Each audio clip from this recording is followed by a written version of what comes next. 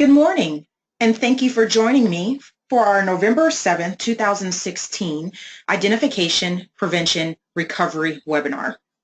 My name is Lauren McKinney, and I serve as your Regional Dropout Consultant here at the Region 10 Education Service Center. As always, I wanted to give you a little bit of information about our program and our webinar and what and why and who we are and what we do. This webinar, Identification, Prevention, Recovery, is a monthly webinar. As you know, it's held from 8 a.m. to 9:30 a.m. and it provides tips, tools, and strategies to help students succeed in school and life. I.P.R is free for all participants, and we encourage you to invite your friends and colleagues to join the discussion. CPE hours are available and can be obtained by enrolling in the topics that accompany all of the courses that we provide in the Online Learning Center. I am going to cover briefly the National Dropout Prevention Center Network's information, as we always do. Their mission is to increase graduation rates through research and evidence-based solutions. This organization intends to reduce America's dropout rate by meeting the needs of youth in at-risk situations, including students with disabilities. They also intend to improve opportunities for all young people to fully develop the academic, social, work, and healthy life skills needed to graduate from high school and lead productive lives. I'm going to briefly review their 15 effective strategies that they have found through many of research and hours and just speaking with individuals in the field who are dominant in the field, as well as working with students. These strategies that they've come up with, they found have had the most impact on high school graduation rates. Their strategies can be broken down into these four components or four quadrants, however you'd like to look at it. The first is foundational strategies, providing early interventions, basic core strategies, and then managing and improving instruction. The foundational strategies. This includes having a systemic approach, and that is having regular evaluation of the goals, systems, procedures, and policies to meet the needs of the diverse populations that are being served. As our populations continue to grow and diversify, we should regularly be evaluating the goals that we have in place, systems, procedures, and policies that we may not realize but may be pushing our students out of the formal education system that we have in place, or providing barriers or challenges for students and their families to feel as though they are a vested part of the educational system, the educational process. The second foundational strategy is a school-community collaboration. Collective support and collaboration aids in the creation of a strong school infrastructure. We need schools and communities and families and students. We need everyone to be involved on the same page, making sure that we have that common goal of ensuring that our students are successful. They're graduating high school with the opportunity to be prepared for either the workforce or career. And the last foundational strategy identified of the 15 is the safe learning environment. Having a positive social attitude and experiences for students that is based on a comprehensive violence prevention plan. I have to feel safe. If I do not feel safe, it drastically decreases the likelihood and opportunity that I will continue to come back to school. So these are our foundational strategies in the first three of the 15 effective strategies that the National Dropout Prevention Network Center has created. Our second component or domain, early interventions. At the very top of that is family engagement. As we know through gobs of research, family engagement is one of the most accurate predictors of a student's success. Having families involved at all the levels grossly impacts a student's ability to be successful, to stay in school, to graduate, so that they can then continue to go on to be productive members of society.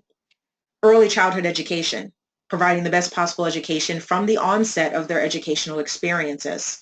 As we know, it's much easier to assist a student and give them that strong foundation so that they have the skills and tools that they need to go on to be successful. It's easier to do that than it is to try to provide intensive interventions at a later time, just merely or purely because of the fact that we're now having to reteach all of these base skills that at one point in time may have been learned incorrectly. We have a misunderstanding of the information, just providing that solid foundation from the beginning of their educational experiences. And that does not mean necessarily just formal education. That also includes your Head Start, your early Head Start programs, even that access to education that they're having at the pre-K, and even prior to that, the experiences that they're having at home. The third piece we have here for early interventions, and is the sixth strategy, is early literacy development.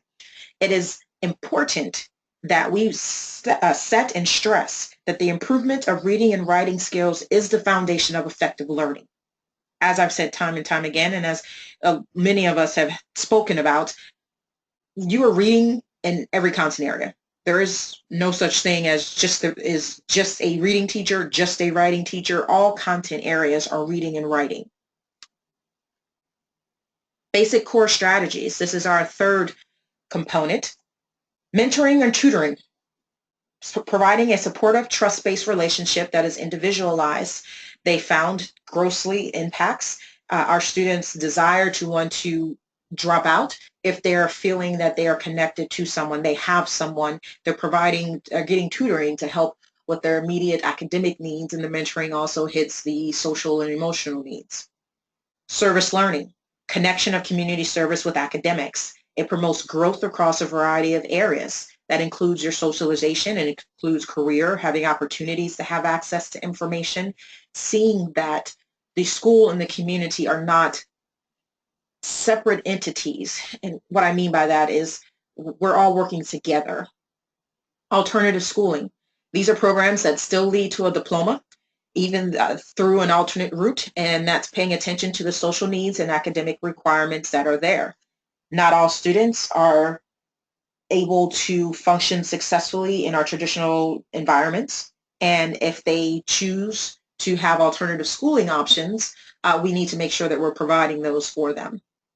And then we have here our 10th actual effective practice as identified by the National Dropout Prevention Center Network are after-school or out-of-school opportunities. These are engaging experiences that fills the after-school gap time. So these are providing opportunities for students to be engaged, so that and engage in opportunities and engaged in activities that we want for them to be engaged in. And that helps minimize the likelihood that they will get involved in activities and get involved in choices that we do not want for them to be involved in. It gives them something to do in that gap time that provides an engaging, stable environment. And here's our last domain, managing and improving instruction.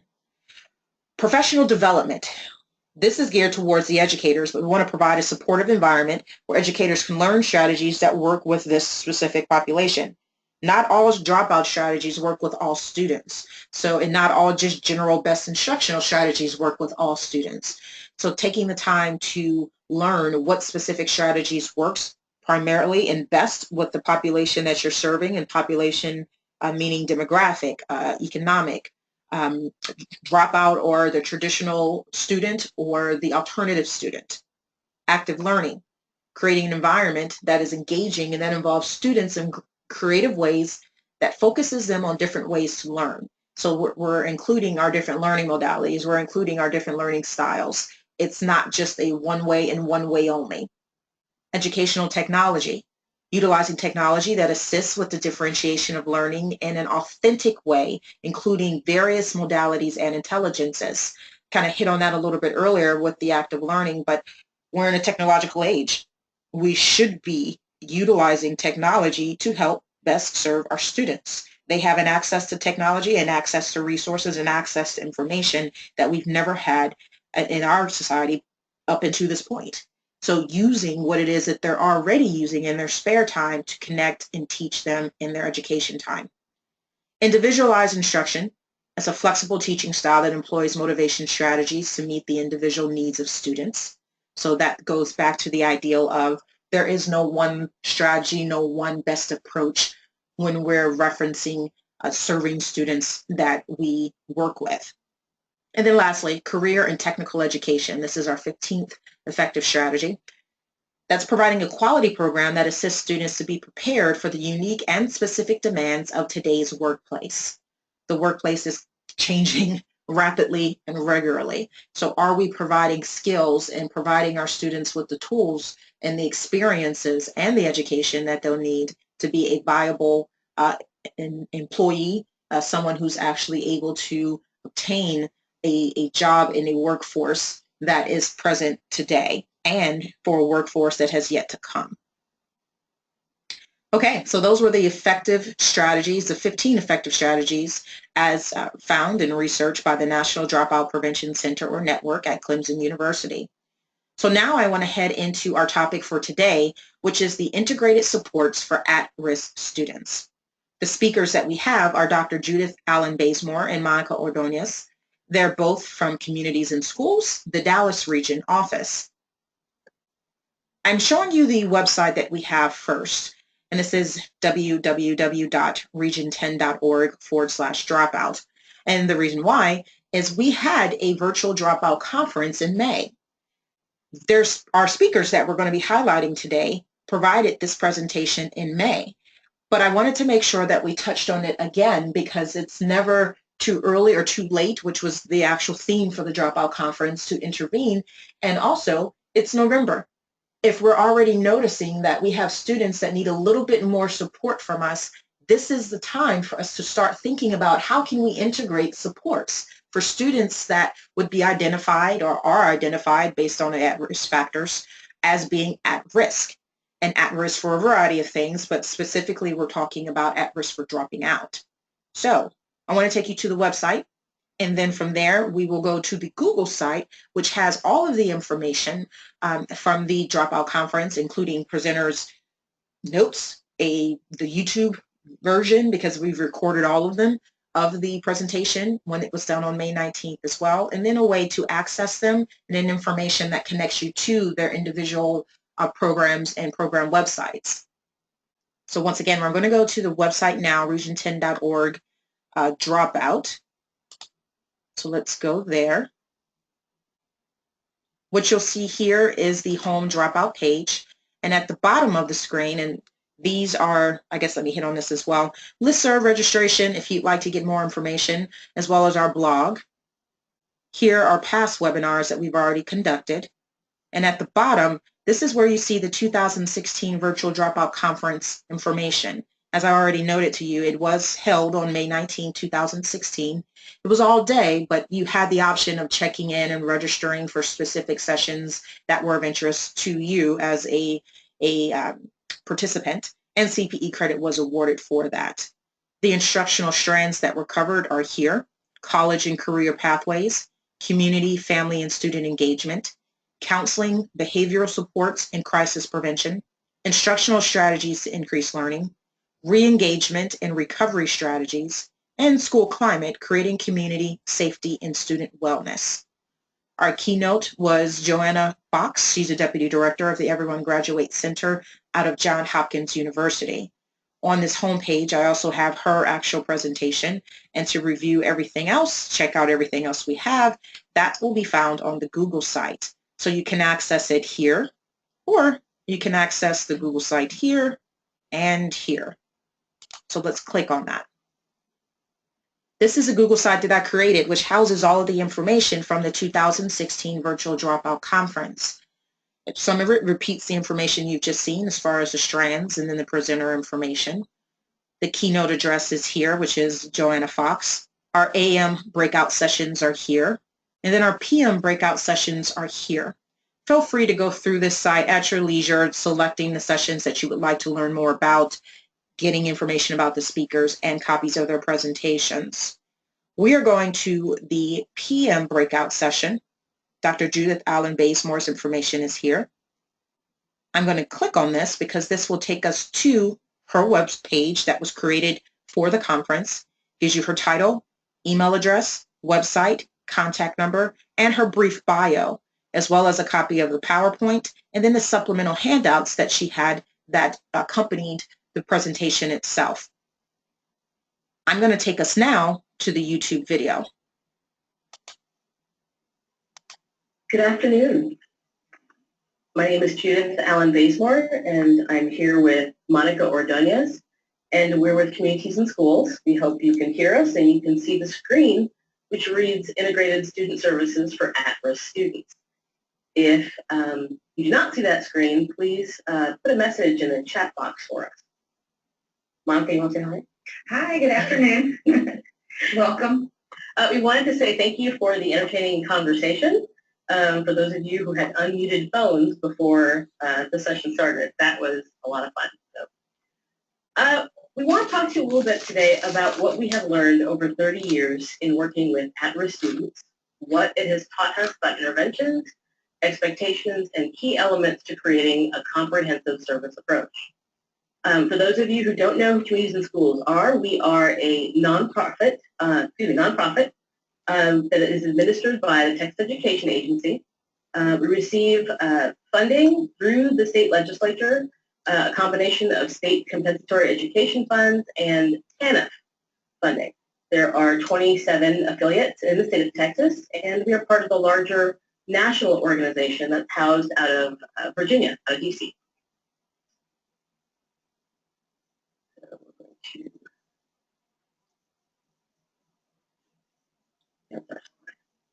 So the service model, in terms of what we do and who we are, we have been in the Dallas area since 1985. The CIS program is actually an extension of the community schools model. And what that really is about is incorporating the local community into the neighborhood school to ensure that students have all the resources necessary to do well on school campuses. We work with at-risk students, and we'll give you a broader definition of what that looks like a little bit later. These are the children that have been designated at risk of either dropping out of school or failing to graduate from high school. We are listed on Charity Navigator. There have been third-party studies done by ICF International, for example, looking at the impact of service interventions working with children in grades K through 12 to really propel them forward. So we have a little bit of history in Texas. 1979 actually was the first CIS, and that was in Houston. So some things that we've learned about education and how things have shifted and shifted just a bit. We see a difference between collusion and collision. For example, there was a time in the not so far distant past that in working with teachers, parents had a very conjoined relationship. When I was a child, if my parents got a phone call from a teacher, I would try to get home as soon as I could to erase that message off the answering machine. We don't have that same relationship now between teacher and parent. It tends to be a bit more oppositional. Core versus standardization versus core. A long time ago, we liked to focus on the 3 R's. We focused on basic math skills, basic reading skills, literacy, history, social sciences. Then we moved towards a more standardized version, and that was because research showed that children need to be better prepared than just the core educational mandates, that they needed to look at all children across the board having the same understanding of the same standardized material. And now here we are swinging back again into core. Individualized versus aggregate. We used to focus on the individual child and how that individual child was progressing academically. Now we look at more aggregate numbers in terms of sub-pops. So, for example, the African-American male student STAR scores is impacting the overall campus results. So we're looking at these groups of children and how they perform, which isn't a true indicator for learning for that individual student or for the school as a whole. Professional accountability has changed. Where the teacher was once the cornerstone of the community in terms of being the all-knowing professional, that's changed, and now teachers are measured based on those standardized scores and how certain sub-pops are doing and what they're doing to move that needle. And there's also the question of how much formal education is enough education. There were times when we talked about there were students that would go off to college and there were students that would find more career tracks, more a focus on the service industry or construction or anything about mechanics, anything along that line. But then there was a solid push towards college. And one of the things that we found in those trends is that these students were going to college, but they were not staying in college because perhaps that was not right for them at the time. So now we're seeing a shift again backwards, because everything is cyclical, back into the college/career focus, which is where we seem to be moving towards again. So in summary, we're really seeing an educational climate shift. You had the apprenticeship, and that was how we fostered the concept of higher education. And we moved towards really instilling education and the importance of education, and we sort of left behind those days of watching your parents do a job and then you took over that job, which kind of led itself to disconnecting us from families, disconnecting us from community and that understanding, and really focusing on that individual child and their success. So the trend of at-risk students and what that looks like. The at-risk student does require additional support, additional one-on-one support, because that's where we see those students outperforming their cohorts, those other at-risk students that don't have that individualized support. When you look at your typical student classroom, or your elementary, middle, or high school classroom, even looking at this image here, you've got a teacher that's up there teaching, and then how many of these children are actually paying attention and able to focus on what's going on the board. So we have a lot of students that then become disjointed and disconnected. One of the things that we've seen in our years of work with communities and schools is, just to give you an example, in the homeless shelters, they will measure the number of bodies that are there for the night, but the way they count individuals is very different. So for example, again, just an example, if an adult is 1 point, a child under the age of, let's say, 13 is 2 points, because a child requires additional support and assistance. They can't function on their own. So where you may have a cap of 100 individuals in a homeless shelter, you may actually have less bodies because you have additional children.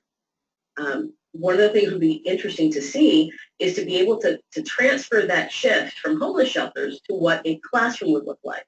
So if you are mandated to have 25 students in your classroom, maybe there shouldn't actually be 25 actual bodies, because we do have those students that are at risk, that do require additional assistance. So perhaps how we count those students should be different. So as we see those students becoming more and more disconnected, they do tend to work on their own. They tend to help each other and develop a sense of community amongst themselves. All of this to say that it's providing and creating some additional pressure on the school system in terms of what we are mandated to do. There was a time when we talked about the collusion where parents were there and teachers were there to teach. As we know, we see a lot more teachers that are helping in the upbringing of the children that we're working with, which again continues to that disconnected sense. So what exactly does at-risk mean? Monica, that's over to you. Yes. So when we're looking at, as far as communities and schools, we look at the legal definition of at-risk. And to us, at-risk is a list. I think you all may have received that list in your packets. But when we look at it, at-risk is dealing with 14-point criteria where we look at, and it may be a student who is in the foster care system dealing with CPS, maybe traveling from home to home, not necessarily also in the same school due to the foster care system.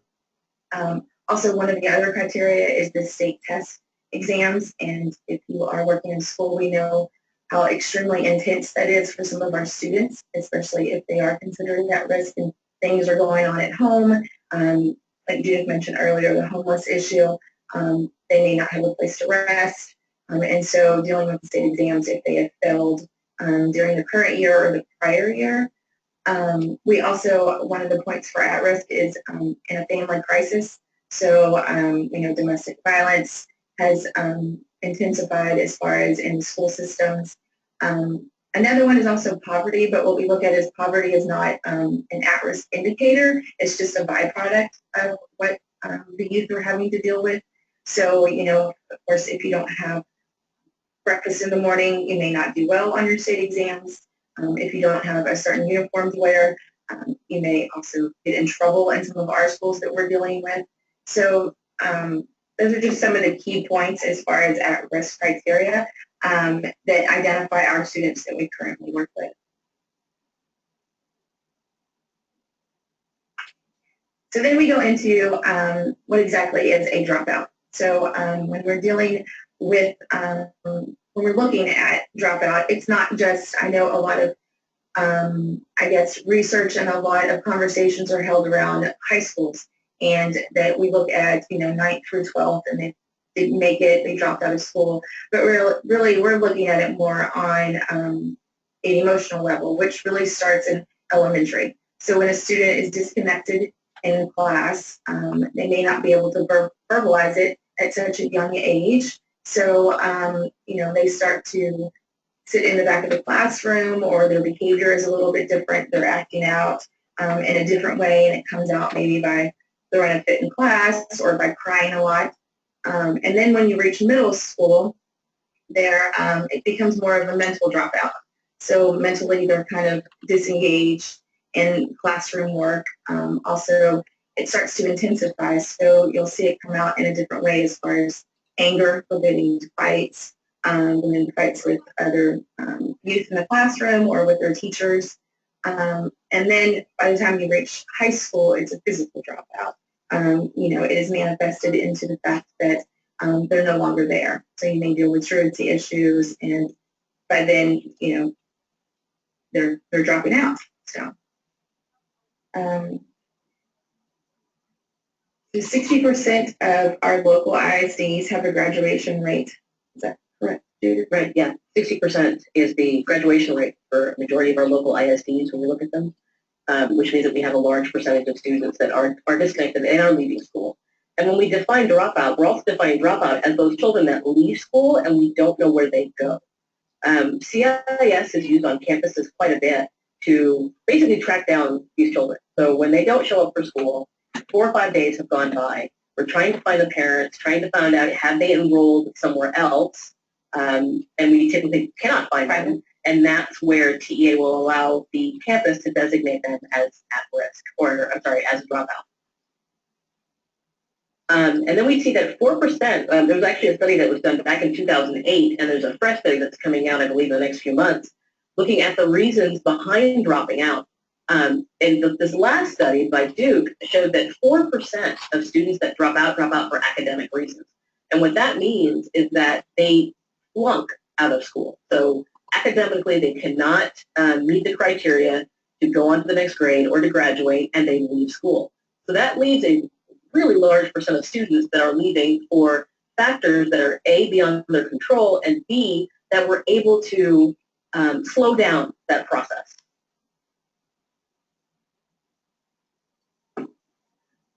So we talk about the factors that contribute to dropping out. What is it that causes them? So we just mentioned the academic failure. And that's because the workload is too tough. Perhaps they haven't been tested properly. Perhaps they should be in special education. But so be it. This is what happens, so they leave school. Then we also see attendance issues.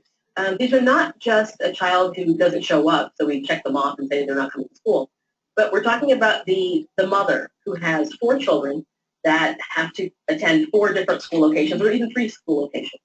Mom is afraid to put the children on the bus, and this was an actual case that we worked with a couple years ago. She was afraid to put the children on the bus because she thought they would get bullied and beaten up and made fun of. So she would actually drive around and drop off, the pre-K and then the elementary and the middle and then the high school students. The high school student was late. I would say it was every day. He would miss first 2 periods of school. Ended up in truancy court, and that's how we started working with that family. It was at that point that we realized that the attendance issue was not the child's issue, and the school did blame the student for that, tried to hold him to detention and several other issues, but we were able to look a little bit deeper and work with the family on helping mom resolve her fears about putting him on the bus. Behavior issues also contribute to dropping out. Again, not just the student that is exhibiting the behavior, but the student that is the victim or the target of the behavior. We do spend a lot of time working with not only the bullied children, but I guess they'd be blowers, in terms of addressing what those issues are that are causing them to behave the way that they do. We do work a little bit of behavior modification, working with the school counselors and school psychologists to address those issues and get them into formalized clinical work outside of campus. Family crisis is another reason for dropping out. Detachment, where a student just cannot connect to any individual, so it's very hard to listen, to pay attention in class. Poverty, as Monica had mentioned before, again, not an indicator as to why children drop out, but if you've gotten to the point of where your family cannot afford a bus pass, you don't want to take the bus pass from the school, you don't have the clothing, you don't have the food, you don't have any of the supplies that are going to make you successful, then yes, poverty is going to be an indicator for you. Teen pregnancy, and we're not just talking about the girls, we're talking about the boys. Some of you may have seen a lot of studies that are out there that, and again, this is informal study that's looking at the correlation between teen pregnancy and early release days in middle schools and high schools. Family conflict, when you have a family going through divorce, death in the family. A few years ago, I would say maybe about 4 or 5 years ago, when we saw an increase in the number of foreclosures, we saw a lot of families that were cohabitating. So you would have a family that once had a one-person home now living with 5, 6, 7 other relatives and trying to function as a family. So what we're seeing on our end is an absence of the 3 R's, which we consider the new 3 R's, which is rigor, relevance, and relationships. The rigor we all know about. We know what the curriculums have to be. We know what we have to support. In CIS, we do support that on campus. The relevance is also key. Students will want to connect to what they understand and what they can relate to. We do a lot of tutoring on school campuses and off. We also include a Saturday program where we work with students off campus, away from the world of academia, to really kind of talk about what fits with them. So you may throw out a math problem to a group of students and they are completely confused. But when it's time to order lunch and you have to figure out how many times $20 goes into how many hot dogs, they can do that relatively quickly. Relationships. Relationships, I would say we should probably put in bigger font, because that is where we find that students will let us know that one of the things that they absolutely love about the adults they work with on campus or off is that we knew their name. And that's a facet of every training that we ever do with any of our staff or any teachers or school districts, is get to know your students to the best of your ability. And sometimes it may just be their name. But the sweetest sound that anyone ever heard in their ears is their name. And that's something that we have constantly encouraged with staff and educators that we work with, is to try to connect with your student on some level. So when we talk about what influences students, Monica? Yeah. So I was at CIS in Dallas when we're looking at what influences a student. It's one of our key aspects, because in working with the student, if they're quiet, if they're kind of disconnected, we don't know what's really going on in their heads, what's going on in their minds. And so we try to connect on what is influencing them within the school, within the community. So of course, in the school, it's their friends who they hang out with, who they socialize with, or if they have any friends at all. It's also the adults in their lives, their parents. If they have 2 parents, they're having 1 parent, but the family is having to work a lot. It's also the teachers, how their relationship is with the teachers. And then in their community, we have a lot of, groups that we do, leadership groups, as far as the connection with the community. They may volunteer at a homeless shelter.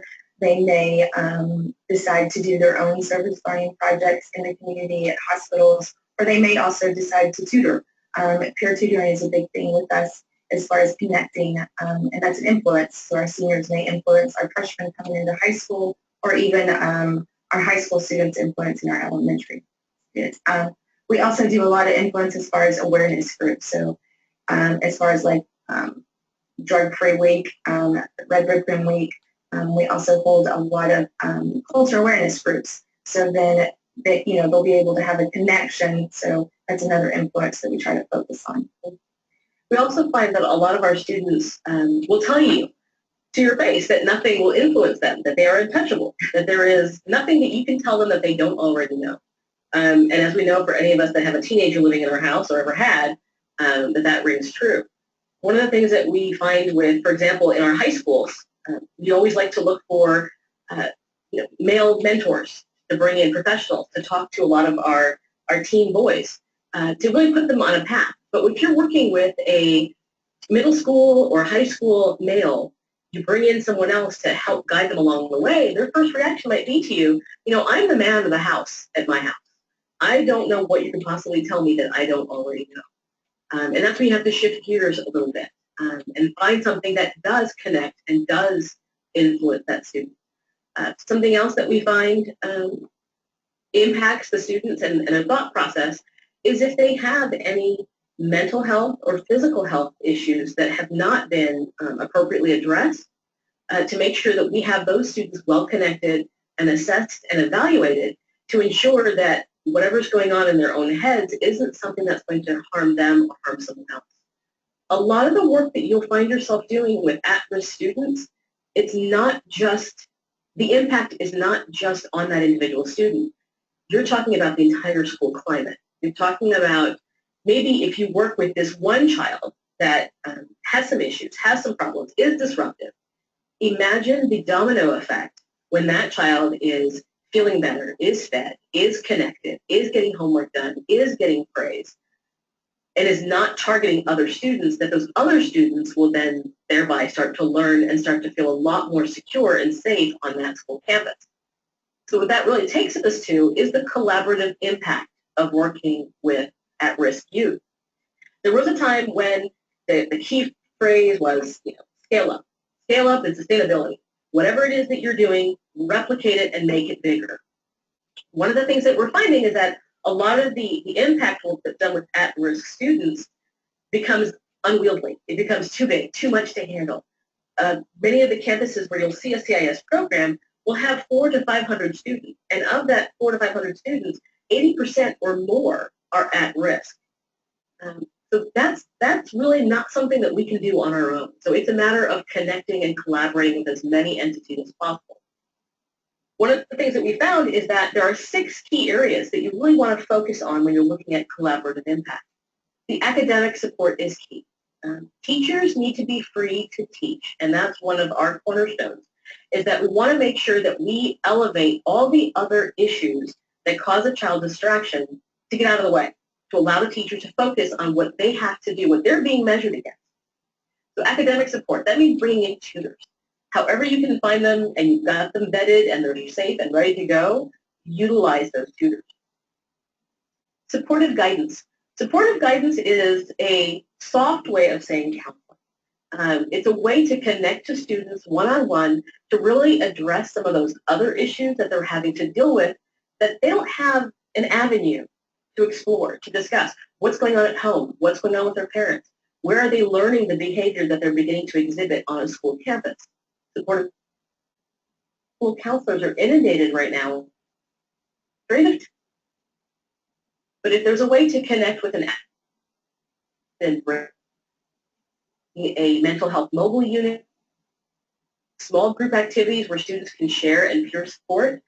Children's Hospital, for example, they have a group called the Living Room, where it's a peer-led mental health support group where students, they have the facilitation of an adult, of a licensed clinician there, to guide them through the practices on how to take care of themselves, how to sustain themselves and their behaviors. What we're trying to do is build resiliency in these students, not dependency. Health and Human Services, making sure that your school campus, the at-risk students that you work with, have easy access to health and human services. There's a lot of services out there. It's just a matter of connecting them. We're always happy to connect schools to who we partner with and who provides what, at what cost, if not free. One of the things that we started to do is partner with an outpatient mental health service organization, that's MetroCare. And one of the things they do, which saves so much time, is we have the paperwork in advance. We have a stack of the referral sheets and everything that a parent will need to know to bring their child in for an appointment. That way we cut back on how much time is wasted in trying to get paperwork together, get transportation, Medicaid cards, insurance cards, co-payments. We take care of a lot of that for them. Parental and family involvement. We all know that as children get older, parents become more and more disconnected. In elementary school, the children are wonderful. Some people, they're wonderful. They smell good. They want to hug you all the time. They're just fun, right? As they get into middle school, that dynamic changes quite a bit. PTOs, PTAs are not as defined. Parents are not as well connected. When it gets into high school, it's nearly gone. One of the things that we found is that we try to encourage the school campuses, and even with our CIS programming, our staff will be that liaison for the parents to engage them to come back on campus. But that also means providing a lot of home-based coaching. We do provide a lot of home visits in terms of working with parents to help them understand that what they went through in 8th grade, 9th grade, 10th grade is very different from what their children are going through now at the same time. There was a time when you can graduate from high school, go out and find a job, buy a car, start a family. That influence is different now, and a lot of parents have a hard time really understanding that. College and career awareness, we mentioned that earlier, that it's not just about college, it's about career. It's asking every child from K through 12, what do you want to be when you grow up, and to support their responses. If a child says, and we've had this, I can't tell you how many times, where a student will say, I'm in 1st grade, I want to be a fairy princess, that's what I want to do. Well, let's talk about what classes you're going to have to take and focus on to become that fairy princess. It's meeting the child where they are, it's engaging them in some of those aspirations that they have, and making sure that they're able to create a realistic and relevant path to that career goal. And then enrichment, which is one of my favorites. It is about reminding children that they're children. Some of you may have seen, that picture that floats around on the internet, the picture of a playground, and there's a sign that says no running. For those of us from a different generation, recess was the time to get disgusting and sweaty and gross and get all that energy out of you. Now we're having debates about whether or not children should have recess or an additional 5 minutes of doing nothing. So enrichment is that facet of trying to remind children that they are children and to be children. And it's okay to behave like a child. So if those 6 components that we just mentioned were the structure that helps address some of those at-risk issues, these are what we find to be the non-negotiables, things that children need inherently to be able to build that structure upon. Right. So in order to build that, we have 5 basics that we deal with as far as this is the foundation. So one is the relationship with a caring adult, whether it's a mentor, whether it's a teacher, whether it's one of our CIS staff, in order to listen to them and provide that supportive guidance, provide that to be that advocate between maybe the teacher and the parent. And then we also, as far as we look at a safe place to learn and to live. So being able to provide, a safe place for a student to come to our office and have those safe conversations. Also, as far as their living environment, knowing that if they're homeless, they may not feel safe at home. So having that at a school at least 8 hours during the day. And healthy body and mind, which goes back to our health and human services resources, making sure that if they do need mental health services or if they need, just physically a body, a checkup, being able to also provide food sometimes for a family on the weekends when they're unable to do that. So making sure that they have the necessary items. College and career options, like Judith was talking about, being able to ask the child from start until they get to high school, what are their goals, what are their aspirations, and then being able to at least acknowledge it and know what that actually means. And then, of course, we spoke about this a little bit, giving back to the community, feeling like they're a part of it and having a foundation in order to feel like this is, where I live, this is who I want to be in, and that they can influence others as they get older. Right. And that last piece that Monica mentioned about this is my home, this is my community, that's a big piece of the puzzle, too, in terms of the campuses where we work. Granted, yes, we have children that are in poverty. We have campuses with high at-risk numbers. But when you walk onto a school campus, especially a school campus that is a high-need campus, when you walk on, is there a sense of school pride? Do you know if they're the eagles or the wombats or whatever it is that they are? Or are you looking at, a vestibule with bulletproof glass and this sort of, imposing person sitting behind there asking you what you want? The metal detectors. And we understand that those are required. We understand the need for safety, but at the same time, we have to understand the impact that has on a child or a parent or a member of the community, that this is not mine. This is not part of me. I want something nicer, and the children deserve something nicer. And in thinking about that as well, when we look at these, the 5 basics that Monica just went through, think about yourselves, the people that are paying attention to this right now. For yourself, as you were growing up, did you have these 5 things, at least one? Did you have someone to talk to? Was it safe for you to where you lived? Was it safe for you to go to the restroom on the campus where you went to school? Did you have food every day, 3 meals a day, including the weekends? When somebody asked you, like Monica said, what you want to be when you grow up, did they say, great, here's how we get there? Or did they say, oh, there's no way that a kid like you is going to make it that far? And did you know what it meant to give back? Did you know what philanthropy was, or volunteerism, altruism, any of those things, to be able to give? Or were you perhaps in a household where it was about what you get and the taking, and what you're able to glean from everybody else as opposed to sharing? And I know some of these may seem very altruistic, but I will tell you that a majority of our students do not have any of these basic inherent things that every child should have. So what is integrated student support? It's a team effort. I think that one of the things that we tend to go into education thinking about is the fact that we can do all of this. We are insular, we are a school campus, we can cover all of these bases. Some people can wear many different hats and do different things, but we also have to understand that the very concept of education is rooted in experience and the talented wisdom of many. From engaging children in their own success to recruiting assistance from those who have walked that walk.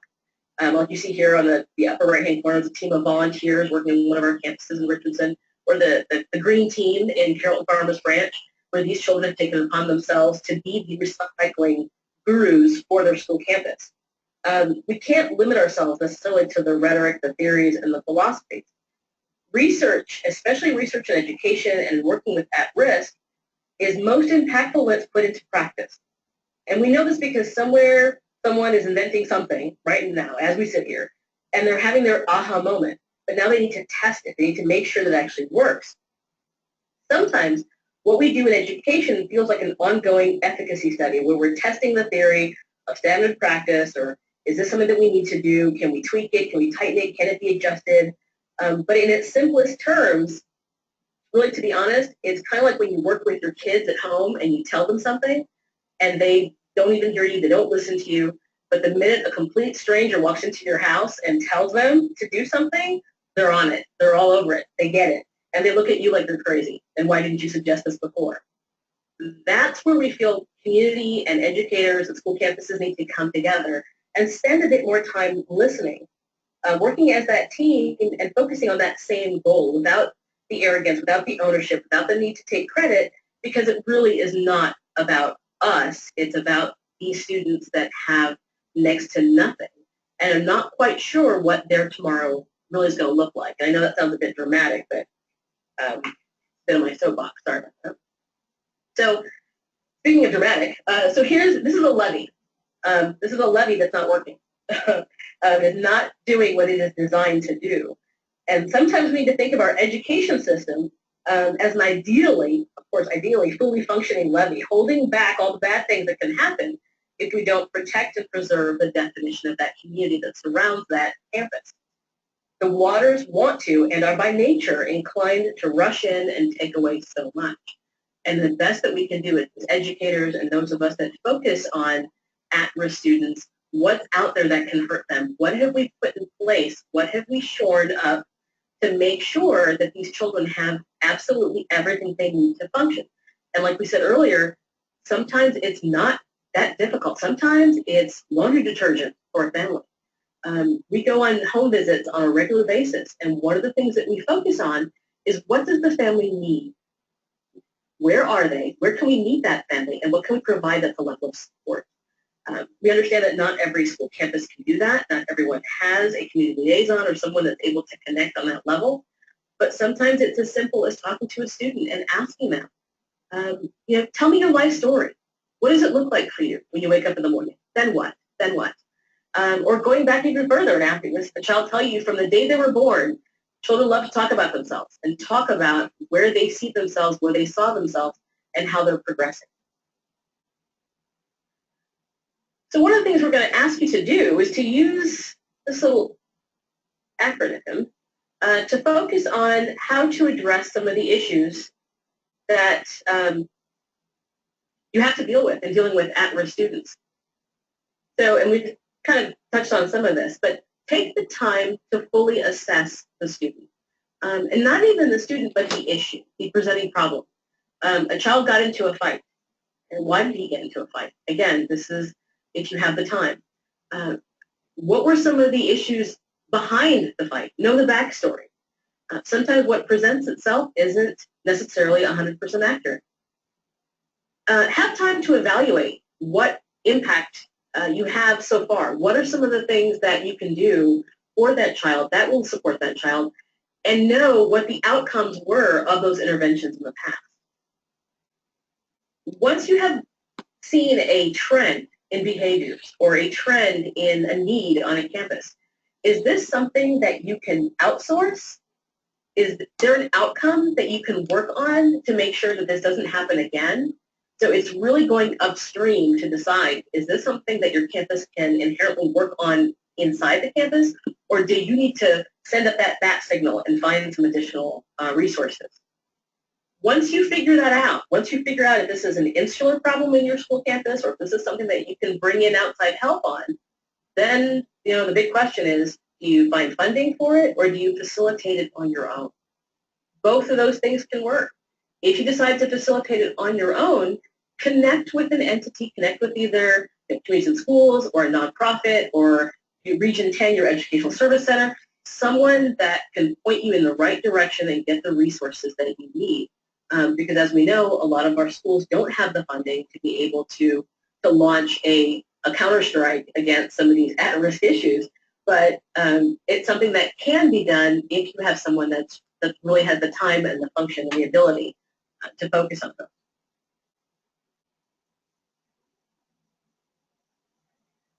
So at this point, we want to thank you so much for joining us this afternoon. We have our contact information on the screen. We're not sure if there were any questions. We're going to let our moderator let us know if anything came down the pike. We are here for a bit longer, so if there are any questions, we are more than welcome to field any of those. Dr. Allen-Bazemore and Ms. Ordonez, thank you so much for bringing this information to us. You've made it very concise and easy to understand, so we want to thank you for your time and for just allowing us to get a chance to learn more from you. As of right now, I do not see any additional questions. So I am going to leave it to our colleagues, maybe another minute or two. I see folks listening and I see a couple of video shots. So if we do not hear any questions in the next minute, I will let you know. But as of right now, I don't see any. Thank you.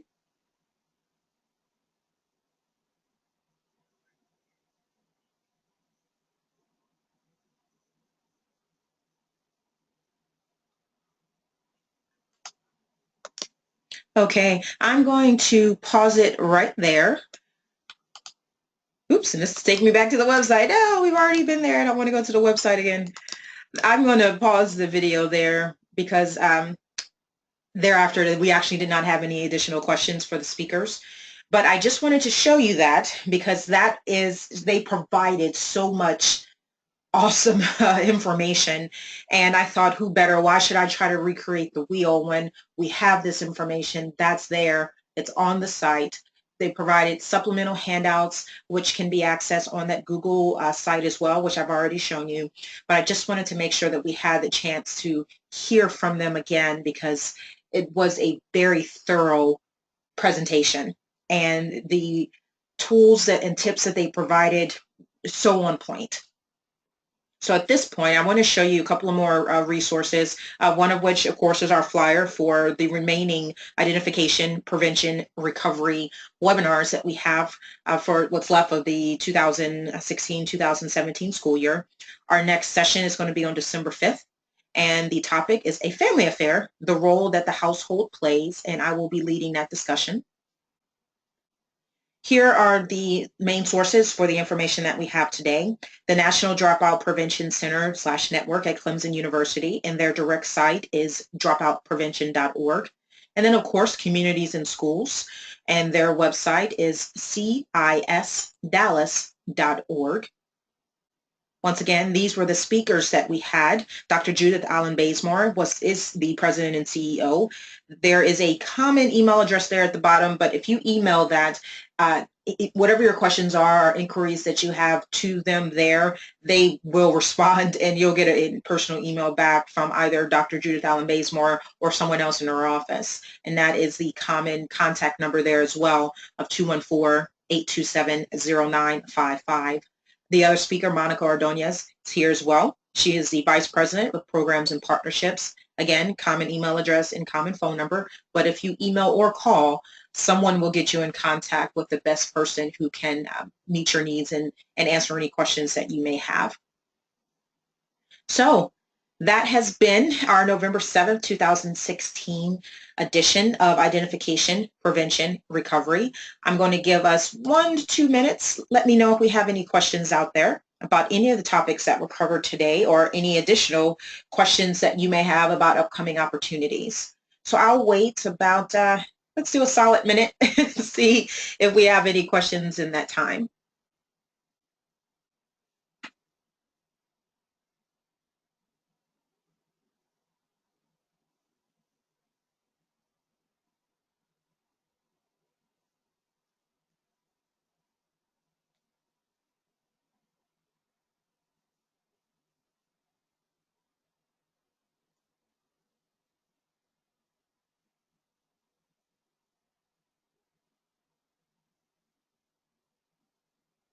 Not seeing any questions, I'm going to go ahead and continue and go into our closing. Once again, my name is Lauren McKinney. Thank you for allowing me the opportunity to serve as your regional dropout consultant. Should you have any questions for me, or are you in need of any additional resources, or just of any way that I can be of service, please do not hesitate to reach out. My contact information is, again, on the website, region10.org/dropout. And my email address is lauren.mckinney@region10.org. Thank you so much for your time. I look forward to the next time we have an opportunity to engage. Have a very good day. Goodbye.